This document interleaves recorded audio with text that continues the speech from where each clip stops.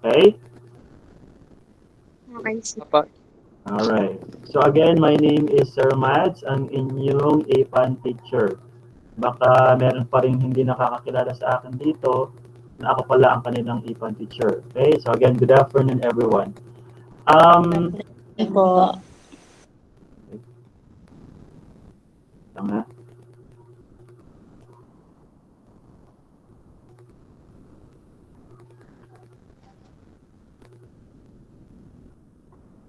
Okay, medyo mahirap-hirap kasi ang topic natin for second quarter. Tungkol ito sa demand computation, more on computation tayo. So, i-discuss ko lang ng pahapyaw ang ating topic for week 1 and week 2, yung module 1 natin. Unfortunately, kung mapapansin ninyo o napansin ninyo doon sa itinadala ng mga teacher ninyo o advisor ninyo, wala pa module ng AP9. Okay? Bakit? Kasi hindi pa kaagad na print yung module 1 sa AP9, kaya hindi pa namin na ipamigay yung module. Alright? Pero bukas, matatapos na yung mga module sa pag-print. Nagkaroon lang kasi ng technical issue doon sa printing machine na ginagamit namin. So, instead na ipamigay namin sa inyo kagad, hindi nangyari. Pero bukas, ipamimigay namin sa mga advisor ninyo, and then by Monday, ibibigay nila sa inyo yun. Ang module 1 natin ay for week 1 and week 2. Okay? So, isang module lang for week 1 and week 2. At ang topic natin for week 1 and week 2 ay konsepto ng demand. Alright? May tanong po ba? Bago tayo Wala na po. Okay. Bago tayo pumunta doon sa discussion natin. And then doon sa mga activities, may sinend ba sa inyo ang mga advisor ninyo na soft copy ng AP9? Huwag muna magsasagot dahil may instruction ako doon sa mga gawain. May nagsagot na ba sa mga gawain sa AP9? Wala po. Wala pa po, sir. Okay, kasi yung mga iba kasi, nag-a-ask na soft copy sa akin kasi yung advisor nila isinend daw ata sa advisory nila. Ang ano ko kasi, may further instruction ako doon sa mga activities na gagawin ninyo sa AP9. Hindi ko lahat ipapasagot yon. May mga certain activities lang akong ipapasagot. Okay? So yung wala dito, hindi nila alam, mag-waste lang sila ng time, sasagutin nila lahat yon. Pero siguro, pag nagkaroon sila ng internet connection, pwede nilang balikan itong recording natin. Diba? Gaya na sabi ko kanina, ipopost ko ito sa FB group natin. Alright? So let's go. So let me present our topic for, para pag nakuha na ninyo yung module ninyo, may preview na kayo. Okay? May knowledge na kayo doon sa makukuha ninyong module for week 1 and 2.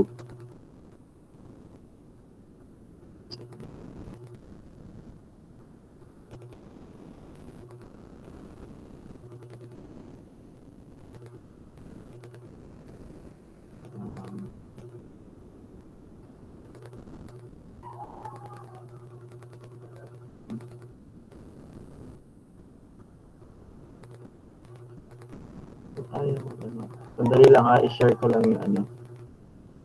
Window.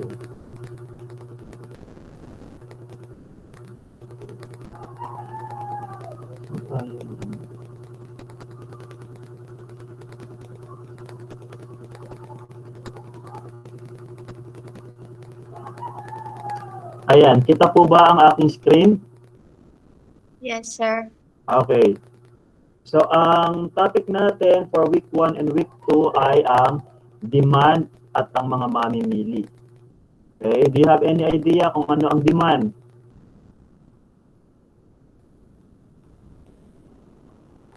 Okay? So, wala. Bilang panimula sa ating talakayan, ang pagsusuri sa economics ay nagsisimula sa pag-aaral ng pag-uugali ng tao sa loob ng pamilihan. ang mamimili at ang nagtitinda. Ang mamimili ay bumubuo at nagsasagawa ng mga desisyon patungkol sa pagbili at pagkonsumo ng mga produkto. Okay, so ito ang bumubuo sa ating economic cycle. Mamaya yung economic cycle, ipapakita ko sa inyo yun. Kung ano nga ba, kung paano nga ba nagkakaroon ng interaction ang pamilihan, ang mamimili at ang nagtitinda. So ano nga ba ang demand? Kapag sinabi nating demand, ito ay tumutukoy sa kagustuhan ng mga mamimili na bumili ng isang kalakal o paglilingkod. Ito din ay tumutukoy sa dami ng produkto na nais bilhin ng mga consumer sa isang takdang presyo. So halimbawa, may isang produkto tuwing Pasko, ano kadalasan ang mabenta? Okay? Kadalasan ang mabenta tuwing Pasko ay mga damit. Okay? So dahil mabenta ang damit, ay tumataas ang demand nito dahil ang mga tao ay binibili ang mga bagay o serbisyo na kinakailangan nila para magamit nila sa Pasko o kung ano man ang layunin nila sa paggamit ng isang bagay o serbisyo. So again, ang demand, ito ay kagustuhan ng mga mamimili na bumili ng isang kalakal o paglilingkod. Alright? So sino kanino nagmumula ang demand? Sa mga mamimili. Ang mamimili ang may demand. Klaro po tayo? Again, doon sa economic cycle, tatlo ang aktor natin doon ha. Una, mamimili. Pangalawa, nagtitinda. Of course, nagkikita ang mamimili at ang nagtitinda sa pamilihan. Alright? So kapag sinabi natin demand, ito ay tumutukoy sa kagustuhan ng mamimili na bumili. Klaro po tayo doon. Ano ang binibili ng mga mamimili? Either kalakal. Pag sinabi natin kalakal, ito ay produkto. Okay? Produkto. Ano-ano ang mga halimbawa ng produkto? Halimbawa, sapatos, damit, pagkain. Okay? At marami pang iba. Paglilingkod. Ano naman ang paglilingkod? Ito ay mga services. Halimbawa, mga massage. Okay? Yung mga nanggugupit, barbershop, okay, yan ay services. Okay? Construction, yan ay services. Klaro po tayo doon. Yung pagpapagupit, pagpapariban, pagpapamasahe, yan ay services. Okay? Klaro po tayo. May tao po ba dito? Opo, sir. Okay. Opo, sir. Okay. Sa madaling salita, ang demand ito ay tumutukoy sa dami ng produkto. Gaano nga ba kadami ang nais bilhin ng isang consumer? Pag sinabi natin consumer, parehas lang yan sa mamimili. Mamimili, consumer, okay, ay isa lang. Hindi ba sa first quarter ay natalakay ang consumer, pagkonsumo? Okay, pag sinabi natin pagkonsumo, ito ay paggamit ng isang bagay. Okay? O serbisyo. Klaro tayo, consumer, mamimili, isa lang. Okay, so sa demand, ang tinutukoy natin dito ay ang dami ng produkto o kagustuhang bumili ng mamimili sa isang takdang presyo. Okay? Next, ano nga ba ang salik na nagpapabago sa demand ng mamimili? Okay? So, maraming mga factors kung bakit nag-iiba ang demand ng ating mga mamimili o consumer. Ang una ay presyo. Of course, kapag bibili ang isang mamimili, ang unang tinitignan nito ay ang presyo. Tama? Kapag kayo ay bibili, ano ang unang tatanungin ninyo? Magkano po ito? Diba? Presyo.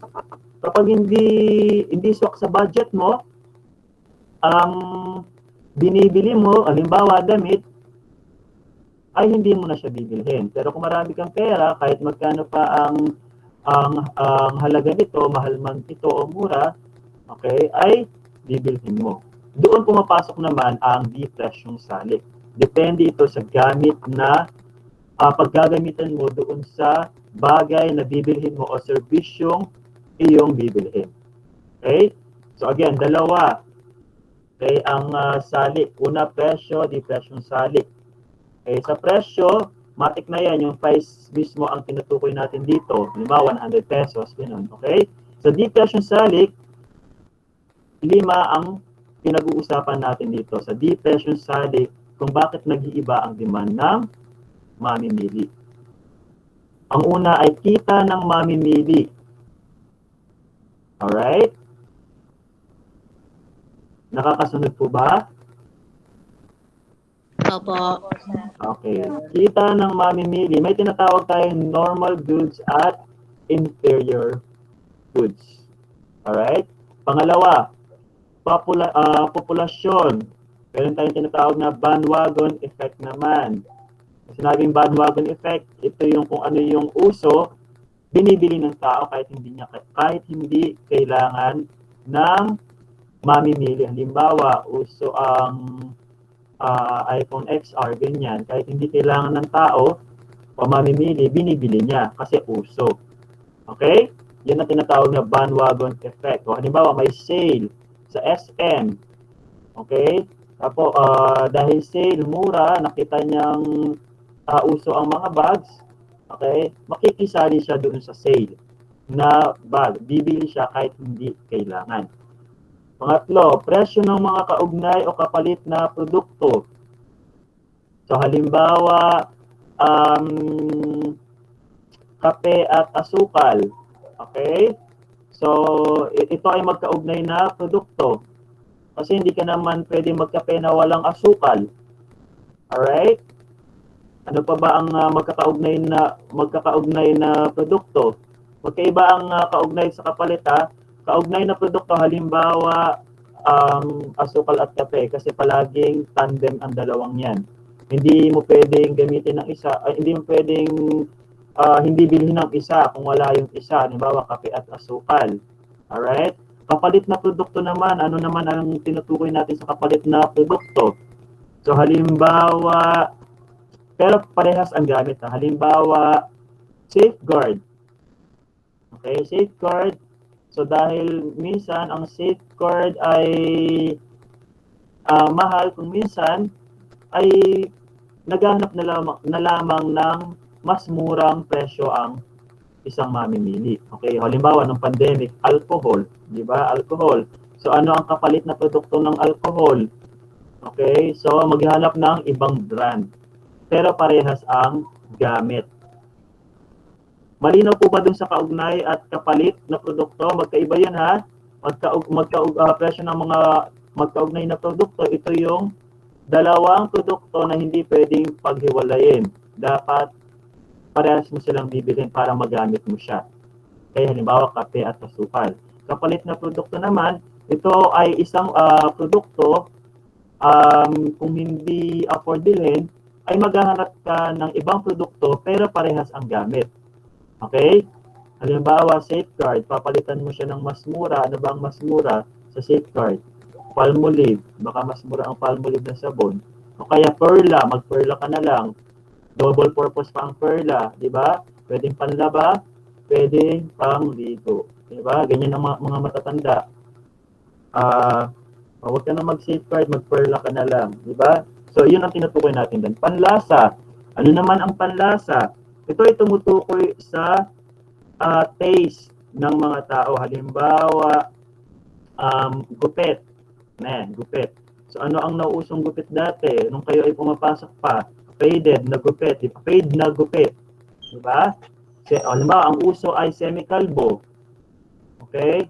Kung sa tingin mo ang taste, gusto mo ang magpakalbo, okay, dahil nauuso ito, magpapakalbo ka din. So, somehow, meron siyang kaugnayan doon sa bandwagon effect. Alright? Panlasa. Pero depende yan sa tao kung gusto ba niya o hindi. Kasi hindi naman bibili ang tao kung wala sa kanyang panlasa. Inaasahan ng mga mamimili, ano yung mga inaasahan ng mga mamimili? Kung sa tingin nila ay magmamahal ang presyo ng bigas sa susunod na buwan dahil magkakaroon ng bagyo, bibili na sila ng bigas habang mura pa. O kaya halimbawa, yung oil, yung gasolina, di ba? So kung alam natin na ngayon mura, at alam natin sa susunod na buwan ay magmamahal ito dahil sa epekto nito sa iba't ibang factors, bibili na sila ng ng kerosene or ng gas. Okay? Ano pa yung mga inaasahan? So maliban doon, mga bonuses. Okay? So during November, December, panigurado mayroong mga bonuses ang mga empleyado. So, kapag may bonus ang mga empleyado, tumataas ang demand ng mga mamimili kasi may kakayahan silang bumili. Klaro po tayo? Any question? Wala po? Okay. So, ito yung tinutukoy sa inyo kanina, yung economic cycle. So, una, production. Okay, so magkakaroon muna ng production o paglikha ng kalakal bago, okay, makabili ang isang mamimili. Okay, ang production o paglikha ng kalakal, ito ay nagmumuhot mula sa bahayan. Okay, anyway, sa third quarter, pag-discuss natin yan. Okay, so paglikha ng kalakal, ito ay nagmumula sa mga nagtitinda o yung producer na tinatawag. Kung maalala ninyo, sa quarter 1, meron tayong topic na production. Ano ang apat na salik na production? Sino ang makapagbibigay sa akin kung ano ang apat na salik ng production? Sir, ako pa. Yes po, sino yan? Lupa, entrepreneur, capital, at paggawa. Sino yan? Erika po. Erika? Kunanan? Aquino po. Erika Aquino, plus 10, Erika Aquino.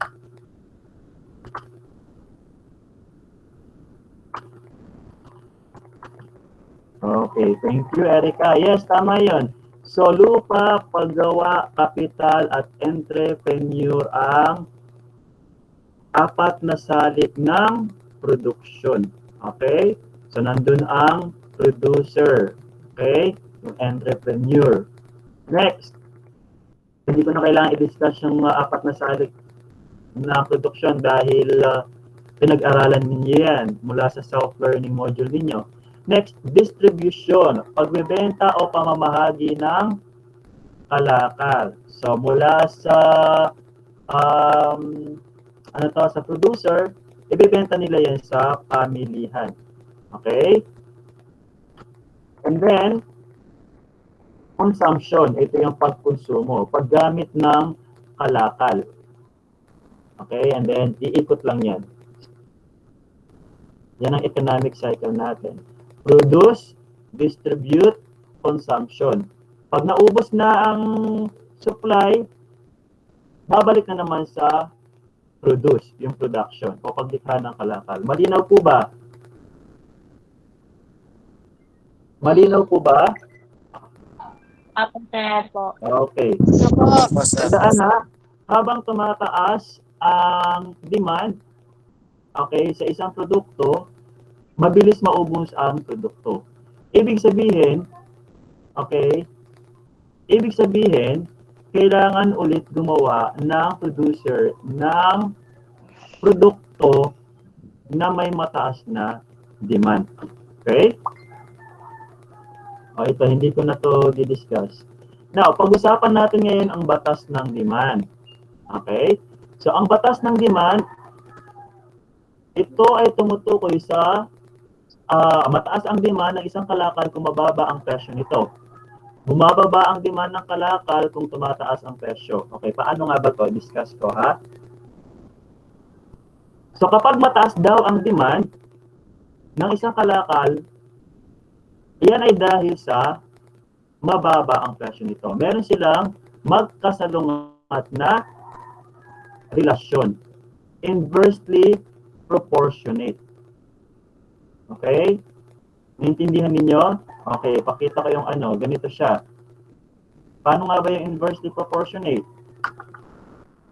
Halimbawa, walang kahit wala pa yan magsulat ko. Okay. So, halimbawa, let me...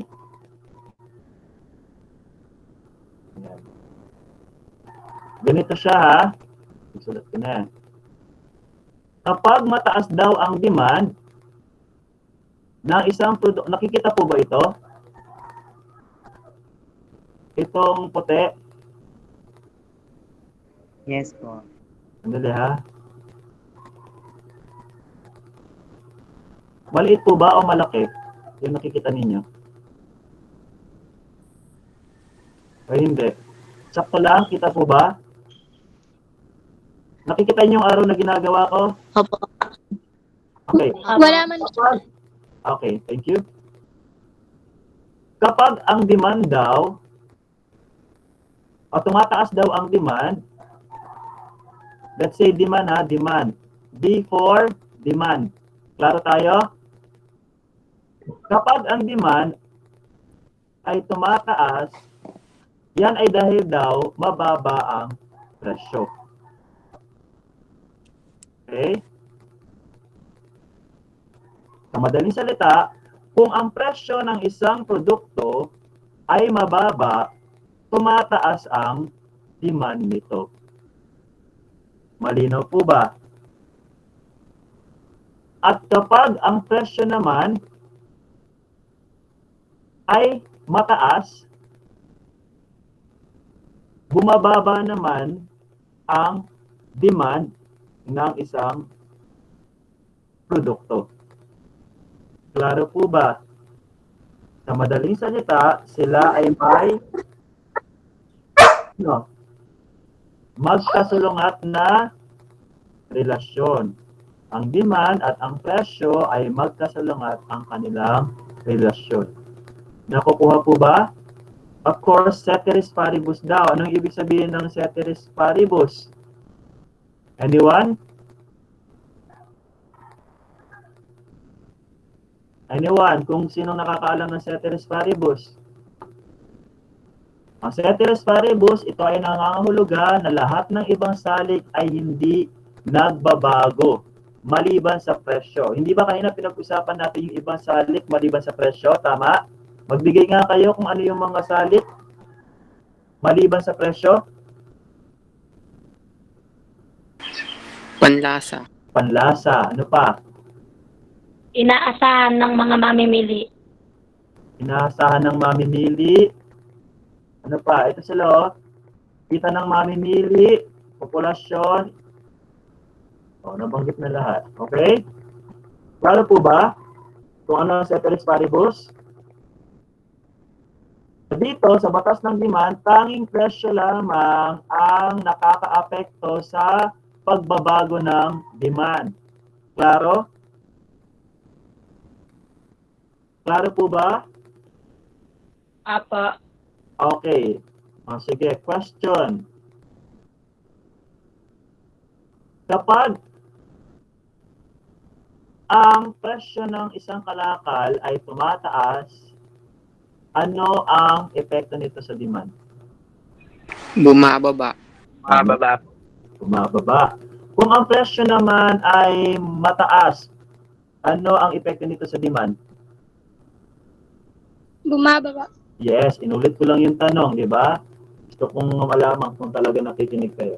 At kung ang presyo naman ay mababa o bumababa, ano ang epekto nito sa demand? Tumataas. Very good. Mataas. Kita nyo, negatibo ang epekto nito sa isa't isa. Inversely proportionate sila. Klaro po? Opo. Okay. So may mga kalakal na kahit mataas daw, ito yung sinasabi ko sa inyo kanina, di ba? Nung nag-start pa lang tayo sa discussion. May mga kalakal na kahit mataas ang presyo ay hindi pa rin nagbabago ang demand nito. Okay, halimbawa gamot halimbawa sa high blood. Kahit tumaas ang presyo ng mga gamot na ito, okay, still, ang demand ay mataas pa rin kasi kailangan ito sa sa kalusugan. Maliwanag po ba? Kuryente. So kahit ang kuryente, halimbawa kuryente, kahit tumaas yan, wala tayong magagawa. Kailangan pa rin nating mag-avail ng servisyo ng Espelat po ba tayo? Espelat po. Diba? No choice tayo. Diba? So, mataas pa rin ang demand. Tulad ng pandemic, kahit tumaas ang presyo ng alcohol, ng face mask, ay bumili pa rin ang mga mamimili. Diba? Depende yan sa sitwasyon. Now, ano naman ang market demand? Pag sinabi natin market demand, ito ang pinagsama-samang dami ng demand sa isang produkto. Okay? So, may tatlong paraan para malaman natin o masukat natin, okay, o maipakita natin ang batas ng demand o ang demand, I mean. Okay? So, dito sa, dito sa, ay may sumasali, wait lang, i-admit ko. Dito sa inyong module, ito ang module ninyo na ibibigay ko sa inyo. Okay? So, tatlong paraan na nagpapakita ng konsepto ng demand. Ang una, demand schedule. Pangalawa, demand curve. At pangatlo, demand function. Okay? Pag sinabi natin demand schedule, basahin mo nga, Erica, ang demand schedule. Ang demand schedule ay isang talaan na nagpapakita ng dami na kaya at gustong bilhin ng mga mamimili sa iba't ibang presyo. Alright, thank you. Okay, magtatawag ako ha. Ella May, ano ang demand schedule? Ella May, andyan ka po ba? Sumagot tayo. Okay. Santos Nathaniel.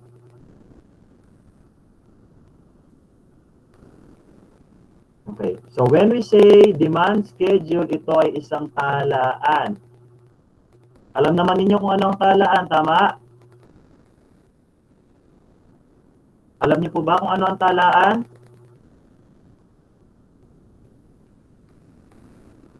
Na parang chart na nagpapakita ng dami na kaya at gustong bilhin ng mamimili sa iba't ibang presyo. So ito po ang demand schedule. Okay?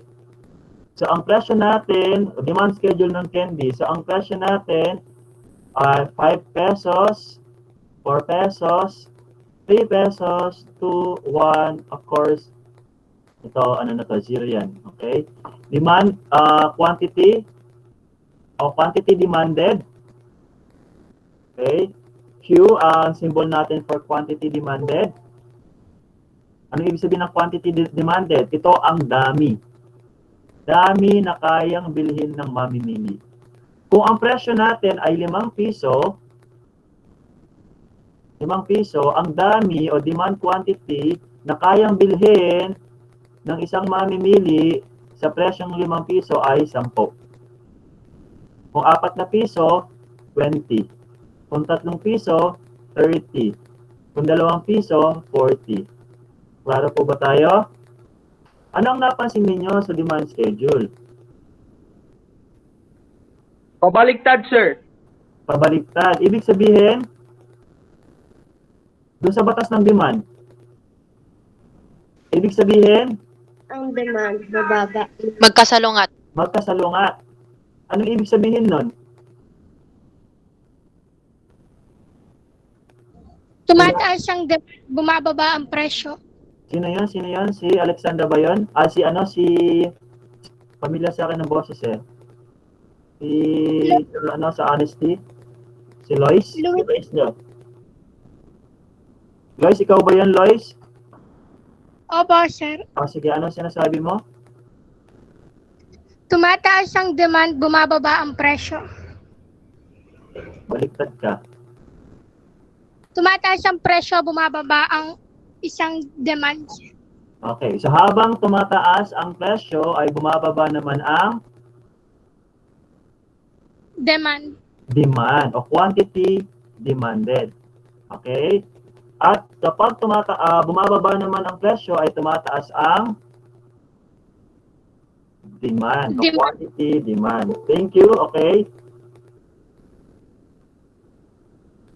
So ito ang chart. Okay? So pinapakita dito ang konsepto ng batas ng demand.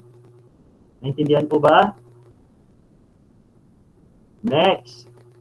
Ang schedule na makikita sa talahan na yan ay tumutukoy sa quantity demanded. Sandali, may gustong pumasok ata. Okay. Late na sila. Mark as late. Kasi kayo nagpapalit eh. Okay.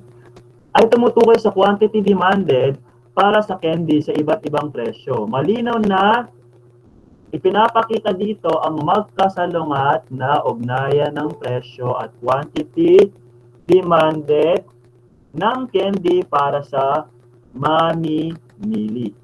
Klaro po ba? Magkasalungat ha. Tandaan ninyo ito ha. Kailangan para maintindihan ninyo ang mga susunod na talakayan natin ay maintindihan ninyo. Kung hindi nyo man ma-memorize, ma-familiarize ninyo ang konsepto ng demand. Klaro po ba? Kasi kapag hindi nyo maintindihan ang basic ng konsepto ng demand, ay matilito kayo. Hindi kayo makaka-follow sa natin, sa discussion natin. Sa pangalawang paraan, para maipakita natin ang konsepto ng demand. So tapos na tayo sa demand schedule. Ang pangalawa ay demand curve. O, ano ang ibig sabihin ng curve? O, sino ang gusto magbasa? Nathaniel, sige, pakibasa. Ang graph na batay sa demand schedule na nasa talayan, kung ilalapat sa graph ang iba't ibang kombinasyon ng mga presyo at quantity demanded ay mabubuo ang demand curve para sa candy. Kung tututunin ng mga punong nito ay makakabuo ng isang kurbang pababa o downward sloping curve. Ang kurbang ito ay nagpapakita ng salungat na ugnayan sa pagitan ng presyo at dami ng gusto at kayang bilhin ng mamimili. Okay, salamat. Okay. So sa madaling salita, ang demand curve, ito ay nagpapakita, okay, ng isang graph, okay, na nasa demand schedule.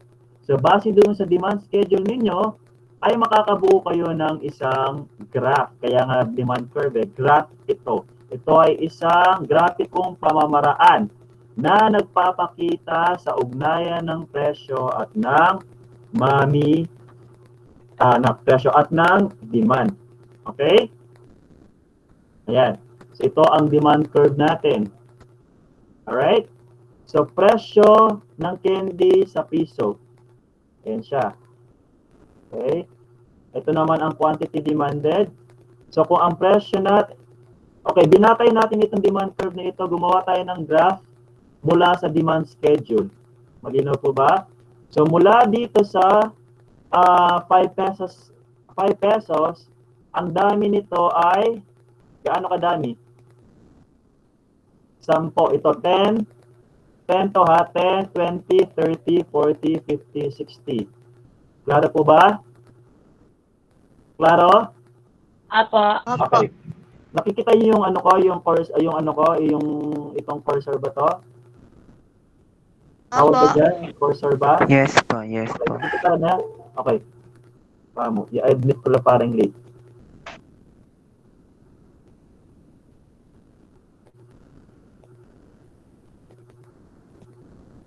Alright.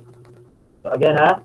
So mula sa 5 pesos, makakagawa tayo na, ang demand nito ay 10. So ayun, gagawa ka lang ng, maglalagay ka lang dyan ng point. Ayan. Alright? So kailangan pagtapatin mo sila. So, sa presyong 4 na piso, makakakuha tayo dito. Ayan, 20. Ang dami at ang presyo ay 4 na piso. 3, 30, 2 pesos. Ang dami ay 40, 1 pesos. Ang dami ay 50. At ang 0 ay 60. At ang ating graph o curve ay downward slope. Klaro po tayo? Klaro? Apo. Okay. Now, ano naman ang kahulugan ng paglipat ng demand curve? Kailangan marunong kayo Opo, kung sir. paano ninyo i-interpret ang paglipat ng curve. Okay? Sige, Lois, pakibasa.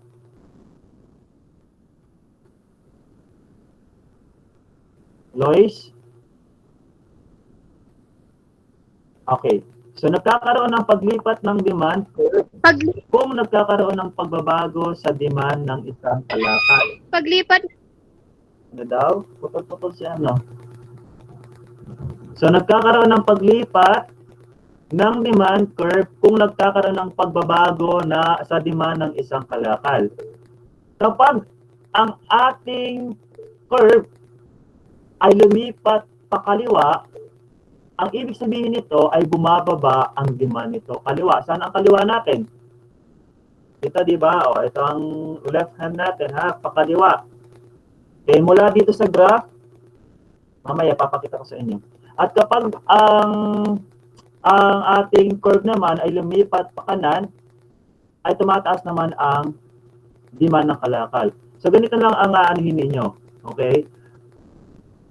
Kapag left, lumilipat ang ating curve papuntang left, negative siya. Ibig sabihin, nababawasan, bumababa. Kapag right, positive. Di ba?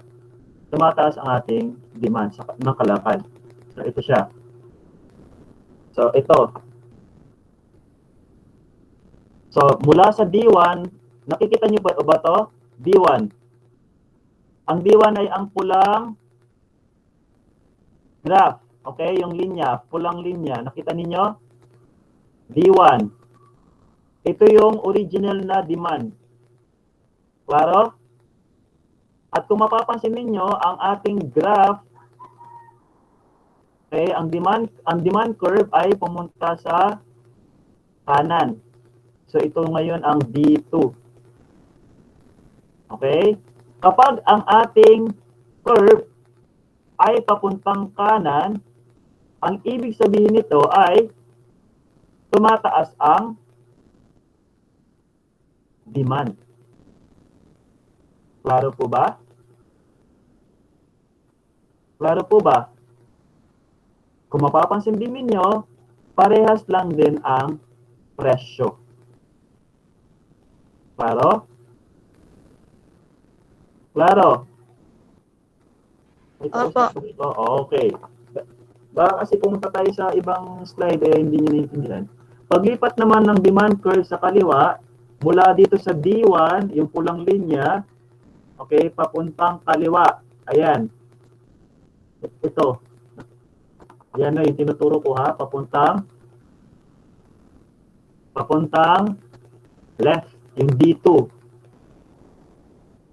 Sabihin sa akin, ha, kung mabilis ako o hindi. O kung sakto lang. Okay? D2. So, itong yellow na to, yellow na linya. Same price pa din. Pero ang demand nito ay bumababa.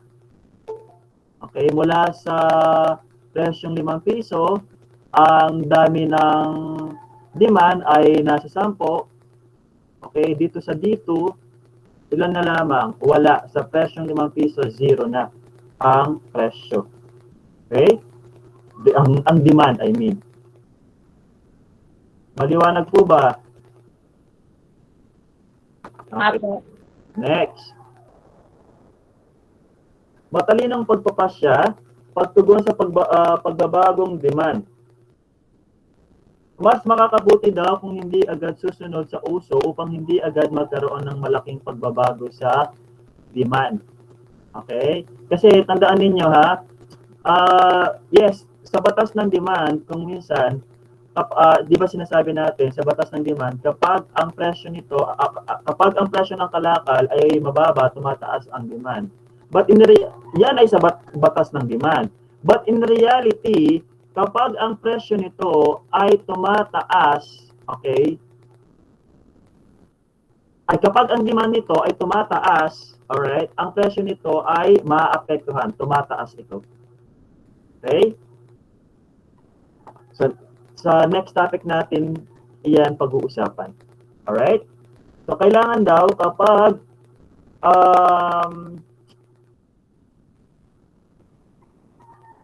para daw maano ang demand, hindi maapektuhan ng demand, huwag daw tayong sumunod sa uso.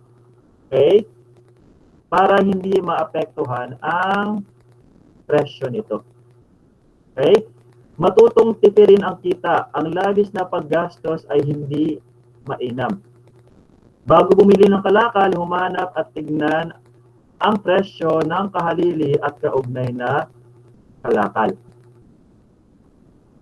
So tandaan, ang tamang paggasta at pagkonsumo ay makakatulong upang maging matatag ang presyo ng kalakal sa pamilihan. Gaya ng sinabi ko kanina, huwag kayong sumunod sa uso. Okay? Kasi pag nauuso nga, ang demand ng kalakal ay tumataas. Somehow, nagkakaroon niya ng epekto sa presyo. Kapag ang mga producer napansin nila na tumataas ang demand nito, halimbawa ng pandemic, ang face shield at alcohol, di ba? Nagkaroon ng panic buying.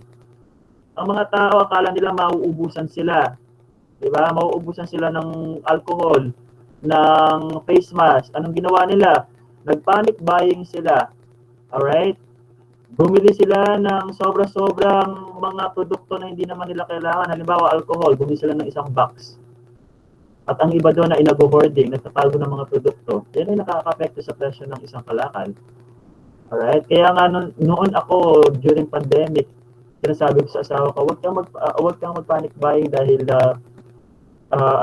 hindi tayo mauubusan. Diba? Ng alcohol at ng face mask. So, hindi kami bumili. Okay? Actually, nakabili na kami before the pandemic. May alcohol kami talaga sa bahay. Diba? Tingnan ninyo. Later on, yung mga face mask, umabot ata ng 1,000 pesos. Isang box.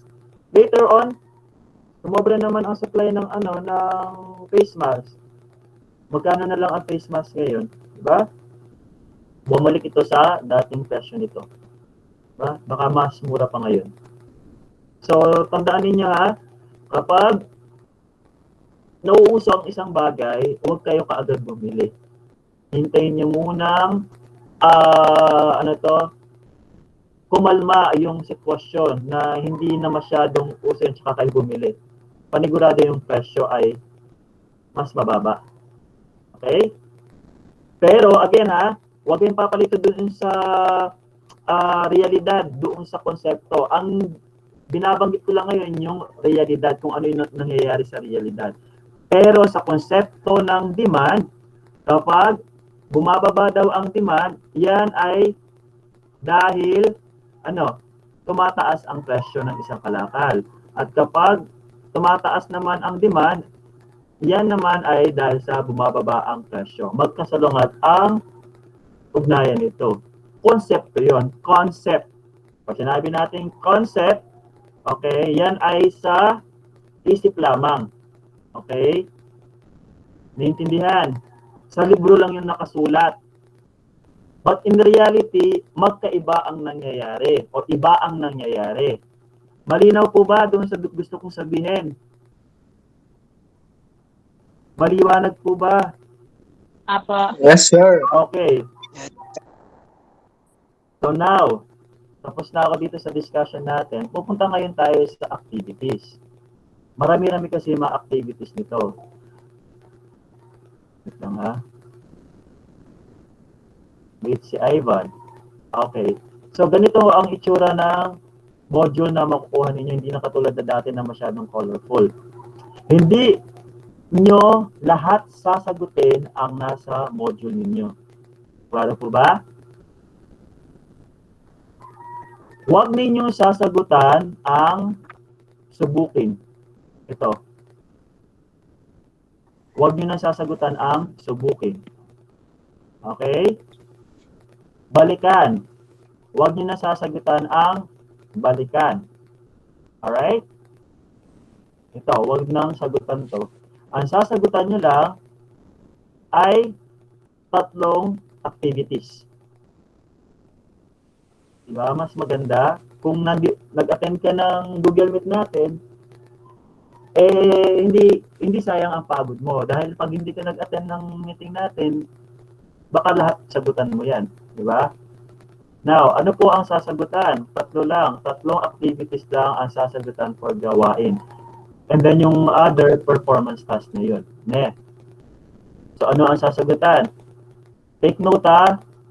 Pwede nyo screenshot nyo muna to. Burahin ko muna to. Oh. Ito, performance task. Performance task. Okay. Yan, sa activity pagyamanin, 3 activities lang ang gagawin. Okay? So, una, basahin nyo muna. Kung hindi nyo, kung medyo nalilito pa kayo, okay, hindi nyo masyadong naintindihan ang ating discussion today, basahin ninyo ang konsepto ng demand at salik na nakakaapekto sa demand. Okay? Batas ng demand. Basahin nyo ang batas ng demand. Nandito siya. Nandito sa ating module. Alright? And then, 3 pamamaraan na nagpapakita ng konsepto ng demand. Ang una ay demand schedule, demand curve, at demand function. Alright? Hindi ko pa na-discuss ang demand function. Okay? Alright. Okay. So, discuss ko muna pala ito. Nakalimutan kong i-discuss ang demand function. Baka kasi mag-solve kayo. Kasi ang demand function, ito ay isang matematikong pagpapakita sa ugnayan ng presyo at quantity demanded. Okay? Basahin ninyo yan. Open ko lang yung isang ano ko dito, demand. Bakit walang ano yung ano? Ito. Dali ha. Walang computation dito. Hanapin ko na yung computation dito.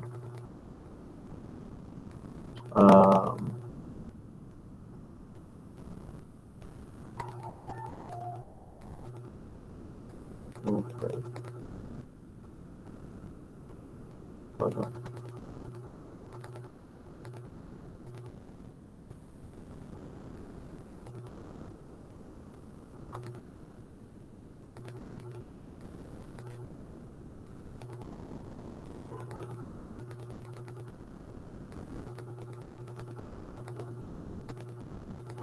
Sige, yun nasa module na lang yung i-discuss ko. Okay? Okay. So again ha, ang demand function, ito ay isang matematikong pagpapakita sa ugnayan ng... By the way, kita po ba? Kita? Yes, sir. Okay, kita naman Demand function, ito ay matematikong pagpapakita sa ugnayan ng presyo at quantity demanded. Maaari itong ipakita sa pamamagitan ng equation. QD is equals to F, open and close parenthesis, P. Ang QD ay ang quantity demanded. Ito ay tumatayong dependent variable. Pag sinabi natin dependent variable, ito ay naapektuhan ng iba't ibang factors. Ano ang factor na iyon? Ito ay presyo. Ang presyo naman ay ang independent variable. Ibig sabihin, nakabatay ang quantity demanded sa pagbabago ng presyo. Klaro? Hindi magbabago ang quantity demanded kung hindi magbabago ang presyo. Okay? Kapag nagbago ang presyo, matik ang quantity demanded, magbabago. Klaro tayo? Klaro? Apo. Sana naintindihan nyo na. Ulitin ko Kapag nagbago ang presyo, automatic magbabago ang quantity demanded. Pero kapag nagbago ang quantity demanded, hindi nangangahulugan na magbabago ang presyo. Klaro po ba tayo? Kasi nga, ang presyo ay independent at ang quantity demanded ay dependent. Nakadepende siya kay presyo. Klaro tayo? Yes, sir. Alam naman natin ang ibig sabihin ng dependent at independent, di ba? Dependent, ibig sabihin nakadepende kayo tulad ninyo. Nakadepende kayo sa magulang ninyo. Di ba? Hindi kayo maaaring makabili ng mga bagay na gusto ninyo. Halimbawa, bagong laptop, bagong cellphone, kung hindi dahil sa mga magulang ninyo. Maliban sa mga nagbibigay sa inyo, halimbawa, tito, tita, ninong, nina, okay? Malinaw tayo. Dependent, ikaw ay nakadepende, okay, sa iba. Kagaya na lamang dito sa topic natin. Alright? Ang presyo ang nakapagpapabago sa dami ng handa at kayang bilhin ng mamimili. Klaro tayo doon? Klaro? Okay, sana klaro, ha? Isa pang paraan ng pagpapakita ng demand function ay sa equation. Ito ang gagamitin talaga natin na equation. Ito ay ang QD equals A minus B, P. Kung saan ang QD is equals to quantity demanded, P ay ang presyo, A ang intercept. Pag sinabi natin intercept, ito ang bilang ng QD kung ang presyo nito ay 0. Alright? Ayan siya. Intercept. Ayan. Kung ang presyo na daw na to ay 0. So, ang intercept natin ay 110. Klaro? P naman ay ang slope. Para makuha natin ang slope, ito ay ang formula nito ay changes into quantity demanded over change in price. Alright? Nagpapakita ang slope ng pagbabago sa quantity demanded sa bawat pisong pagbabago sa presyo. Upang mapatunayan natin na ang data sa demand schedule sa itaas at ang demand function ay isa, okay, tignan natin ngayon ang computation dito sa ibaba. So, demand function, mula sa demand schedule para sa phase shift, by the way, ang demand function natin, given ito ha, hindi nyo na kailangang isolve ang demand function. Kasi, sa problem na ibibigay sa inyo, ito ay given. Klaro po ba? So, kung may nagtatanong, sir, saan po nakuha ang QD is equals to 110 minus 1P. Yan ang demand function na gagamitin natin. Alright? Given po yan. So, kapag ang P is equals to 100, 100, ano naman ang QD? Makikita po ba ito? Ito. P is equals to 100. QD is equals to missing. So, paano natin mahanap ang QD?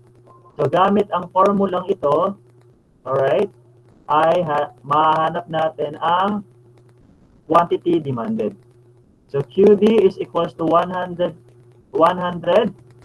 minus 1P. Ano ang value ng P natin? 100. Okay? So, substitute. Ayun siya. Alright, 110 minus 1, open and close parenthesis, 100. So, i-multiply muna natin ito. So, 1 multiplied by 100 equals to 100. So, 110 minus 100 is equals to 10. So, ang QD natin ngayon ay 10. Malinaw po ba? Yes, sir. Next problem. Ito. Kapag ang P ay equals to 50, ano naman ang QD? So, same. Ayun. Gamit ang demand function, ito, QD is equals to 110 minus 1P. Ayan siya. Alright? Mali ito ha. Hindi ito 10. Mali yun eh. Everyone, are you listening? Yes, sir. Okay, may mali dito sa module. Hindi yan 10P. Baka kasi malito kayo, sir, ba't yung sa module 10P? Ala, 10P yan, Yung in-highlight ko, ikiting in-highlight ko. Opo. Okay, aliya 10P yan, 1P ya mo. Di ba kitang demand function, 1P ya mo? Di ba? Opo. Okay, puto, makay kayo, ma-question mark kayo. Sir, o itang kening netong 10P ya.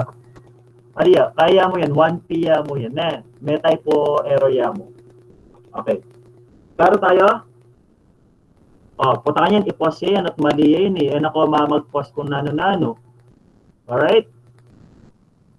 Pagdating kong ikot, pinos, ating mag-post keng kay, mali yan eh. Sinabi ko na yung mali yan eh.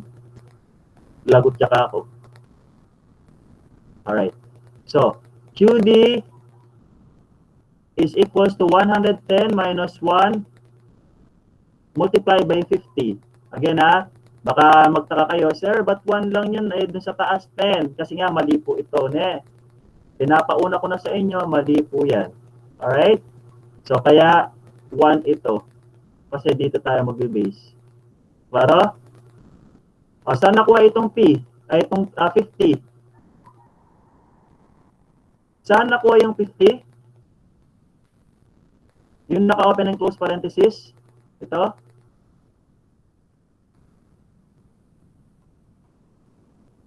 Erica, saan nakuha yung 50?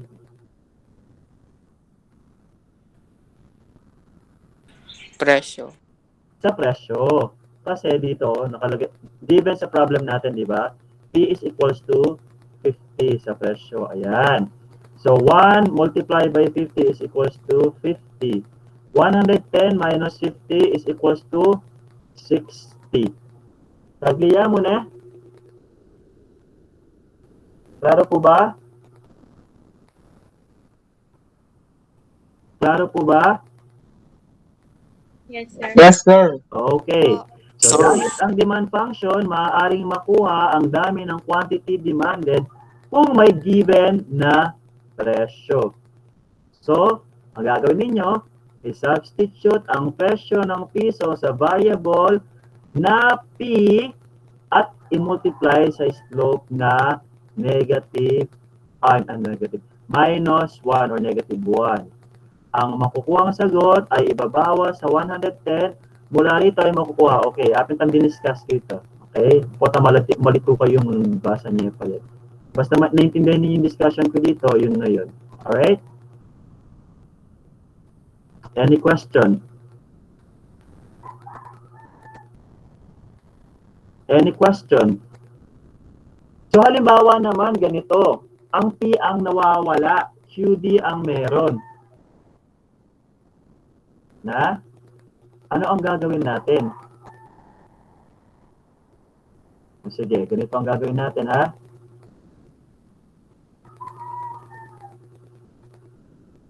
Okay na. Kasi makaka-encounter kayo ng ganung problem. Minsan ang P ang wala, QD ang meron. So let's say, same pa rin same. QD is equals to 110 minus 1P. Yan ang demand function natin. Klaro?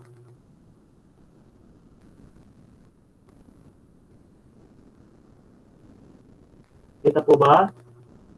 If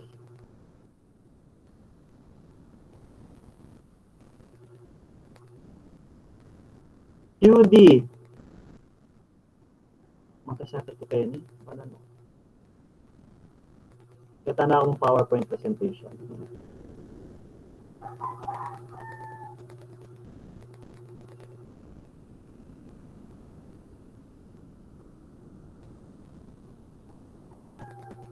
Yan na. Mag-insert ko pa. Ito. Kita po ba yan? Yes, sir.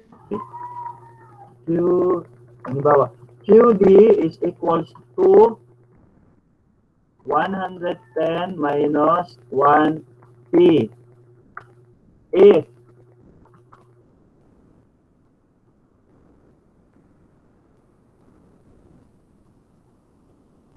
yan, banta ka iya po. If QD is equals to 10, P is missing. Ano ang gagawin natin? Sorry. P missing. Ano ang gagawin natin? Anyone? Okay. So ganito ha, substitute lang ang gagamitin natin. So gagamitin natin ang demand function. So ano ang may value natin? QD. Ang P nawawala, tama? Okay. So QD, substitute natin ang value ng QD. Ang value ng QD ay 10. 10 is equals to 110 minus 1P. Nakuha? Nakasunod? Now, ilipat natin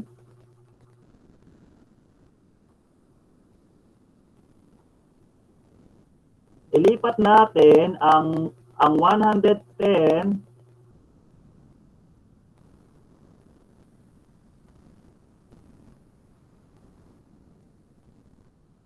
dito sa kabila. Klaro? Okay, so magiging 110, since positive ang value ng 110 natin,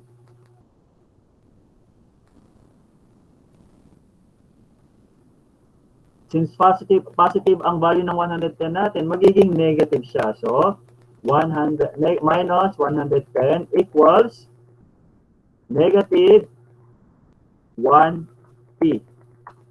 Klaro po tayo? Ulitin ko hindi na siya kasya. Okay. Then, i-minus natin ang 10 minus 110. Ang sagot ay negative 100 equals negative 1P. Since ang hinahanap natin dito ay ang P, kailangan mawala itong negative. Okay? So, ano ang i-divide natin? So, i-divide natin ito sa negative 1. Ayan, divide natin sa negative 1.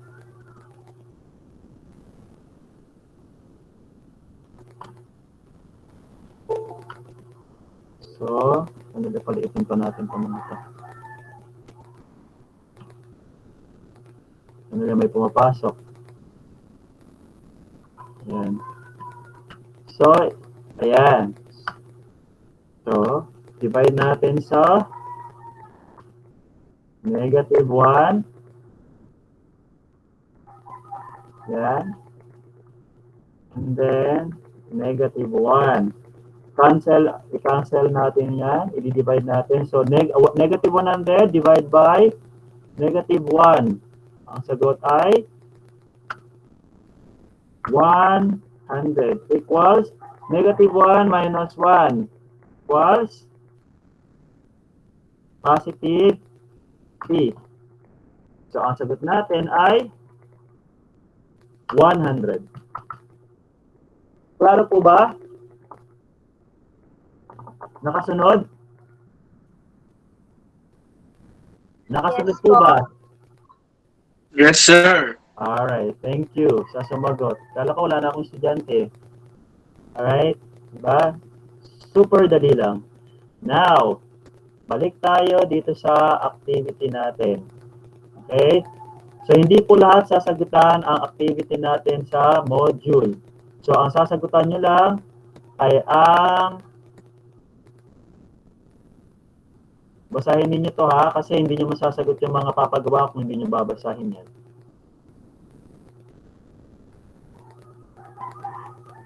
Ayan, pagyamanin. Start kayo dyan. Activity, una. Ano yung unang activity natin? Una ay ang demand reading. Okay?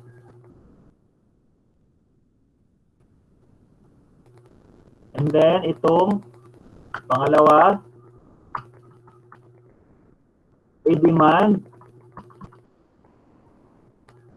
itala, at ikurba. Okay?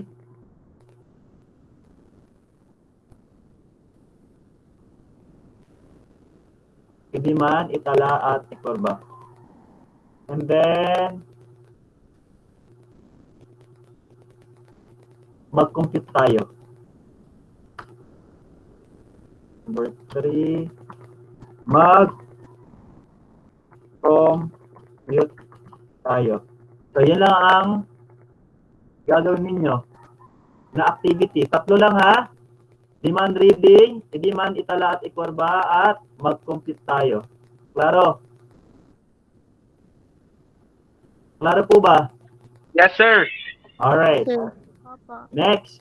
Opo. Okay, thank you. So, tatlo lang yan. Pero, may performance task kayo kasi 60% to. Gagawa kayo ng isang poster at doon sa, sandali.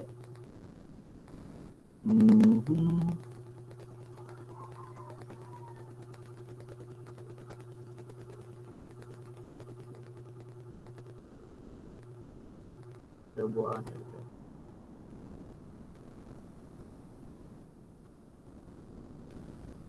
Sige. Dito sa performance task ninyo,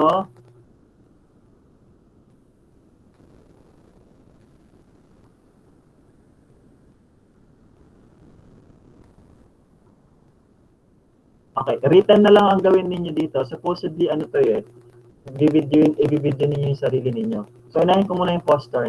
Poster. Alright. Poster. Ayan. Sa likhaing poster, gumawa ng isang poster sa iyong portfolio na nagpapakita kung paano nakaka-apekto ang iba pang salik sa demand maliban sa presyo. Ito ang pagpupuntos ko sa inyo. Yan ang rubric. Para makuha ninyo ang 15 points, kailangan masunod niyo yun. Kaangkupan sa tema, pagkamalikhain, pagpapaliwanag. Yan ang gagawin ninyo. Alright? And then, so ito ilalagay sa folder ninyo. Ilagay na lang yun sa folder. Huwag na munang isa-submit ang poster, ha? Klaro? Huwag munang isa-submit ang poster. Pero picturean na ninyo at ilagay doon sa albums ninyo sa FB group natin. Paki-indicate ang kung anong quarter yan. Quarter, lagay ninyo doon sa caption. Kailangan may caption yung picture ng na i-upload ninyo. Quarter 2, alright? Sa likhaing poster, week 1 and 2. Kapag hindi nyo nilagyan na caption, hindi ko i-record. And then yung portfolio ninyo. Sige, isa na lang ang ipapagawa ko para sa performance task. Isa na lang. Pero dahil may portfolio kayo, di ba may reflection kayo, yung pinapagawa ko sa inyo every week. Ayan. Huwag nyo nang gawin ito. Pero yung portfolio ninyo, gagawin ninyo. Portfolio, week 1 and 2. Isa lang ang gagawin ninyo, ha? Portfolio, week 1 and 2. Isang portfolio lang yun. Isang reflection lang yun. Baka gumawa na naman kayo, may iba na naman gagawa ng dalawa. Week 1, tapos separate yung 2. Isa lang ang reflection ninyo o portfolio ninyo para sa week 1 and 2. Maliwanag po ba? Yung tayahin, wag nang sasagutin yan. Ang sasagutin nyo lang, ang gagawin nyo lang ay 3 activities, demand reading, i-demand italati kurba, mag-compute tayo. Doon sa performance task, 2 ang gagawin ninyo. Ang una ay poster. Ang poster, hindi muna isasubmit yan sa Monday.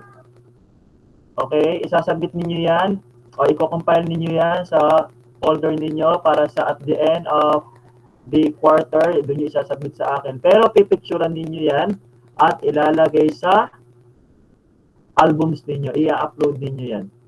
Alright? And then, portfolio. Ito naman, weekly naman ninyong ginagawa yan. So, yan lang ang gagawin ninyo para sa week 1 and 2. For 2 weeks na to, ha? For 2 weeks na yan. Klaro po tayo. Yes, sir. Any questions? Yes, sir. Yes, sir. Alright. Wala na, ne? Maliwanag po ba?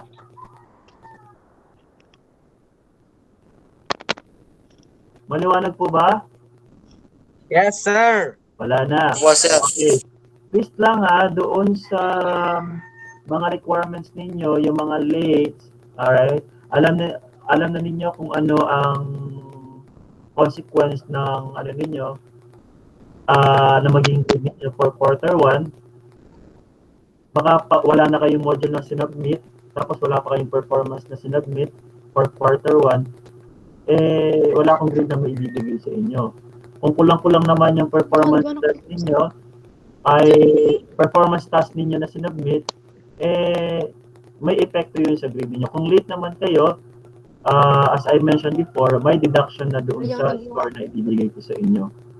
Alright? Baka naman mag-expect naman kayo, kompleto nga kayo, pero late naman kayo sa pag-submit, hindi ko maibibigay yung perfect score. Diba? Any questions? Any questions po ba? Meron po ba? O wala na? Wala na po, sir. Alright. Wala na po, sir. Ulitin itong ating discussion. Wala na, sir. I-upload ko na lang ito sa kanya-kanyang FB group ng bawat section. Alright? At dun sa nangihingi ng soft copy sa akin pala, nakalimutan ko, kahapon may nag-chat sa akin, sabi ko, isi-send ko. Para hindi na minsanan ang pag-send ko sa inyo, para hindi iba-iba ang student na ka-chat ko, i-upload ko po ang soft copy ng inyong module sa FB group. Alam niyo kung paano i-access yun? Pakita ko sa inyo, ha? Wait lang.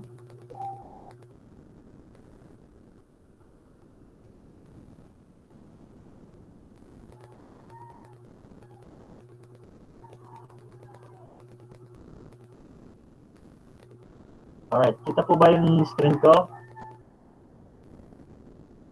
Kita po ba? Yes, sir. Alright. Hindi ba nabanggit ko kanina, yung soft copy ng modules ninyo, halimbawa hindi malinaw, alright? O gusto niyo nang gumawa ng advance, pwede rin naman. Pero huwag niyo isasubmit muna sa Monday. Okay? Isasubmit niyo yung mga output ninyo doon sa 3 activity lang ha, 3 activities lang. Sa next Monday, not this coming Monday, but next Monday. Klaro?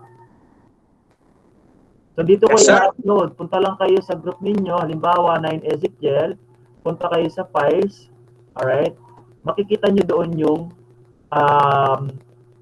module ninyo. Halimbawa ito, sa quarter 1, meron tayong naka-upload doon. Alright, lagyan ko ng title para hindi kayo malito. Again ha, punta lang kayo sa files at makikita niyo yung file. Hanapin niyo lang yung file name. Klaro po tayo? Yes, sir. Wala na tanong. Wala na po. Wala na. Okay. Tapos, mag-picture din kayo. Pag once na-receive na ninyo yung module, paki-picture din habang gumagawa kayo. At sendan nyo ako ng picture na may caption kung ano ang nararamdaman ninyo habang ginagawa ninyo. Halimbawa, feeling motivated, feeling happy, ganun ha. O kaya,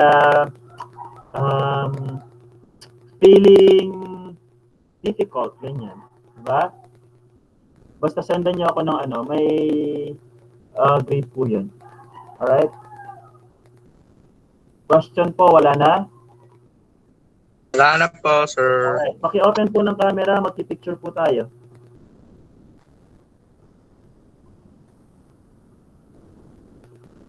Yan.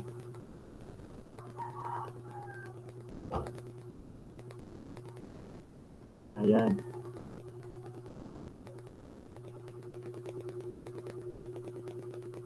O, sige.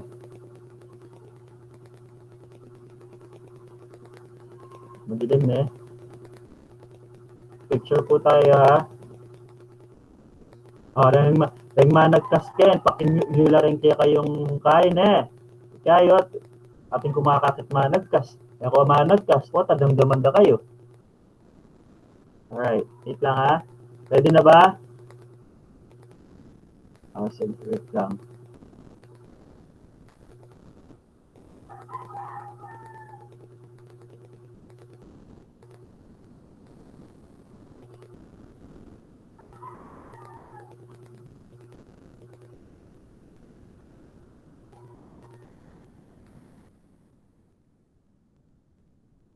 Isa pa, isa pa.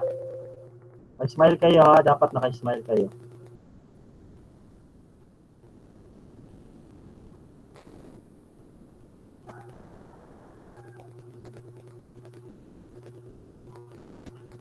Alright, so that's all for today. Thank you for attending our online class. And sana masagutan nyo lahat ng ano natin ngayon. Okay? Good luck sa inyong module and enjoy your day. Bye! Bye. Bye po, sir. Bye po, sir. Bye, sir.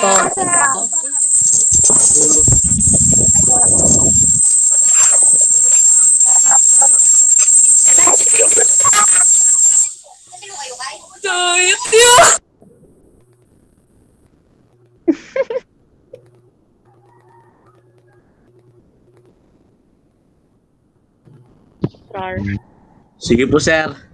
Sige, thank you. Bye-bye, sir. Bye-bye. Yes, sir. Muli na, sir. Sige, uwi na kayo. Bye-bye po. Sir, bimingat, sir. Oh, sige, sige. Sige, Keep safe, ha? sir. Bye. Sige, ingat.